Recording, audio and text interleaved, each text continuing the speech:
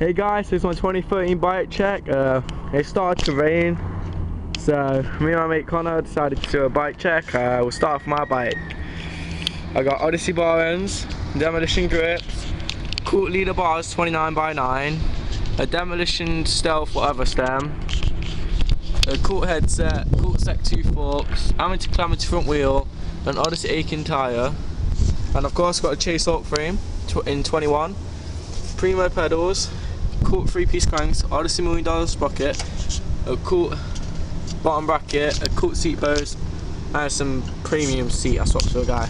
My chain, I've got a YBN chain, and for my back wheel I've got amateur calamity with a Chase Hawk back tyre in 2.25. That's my bike.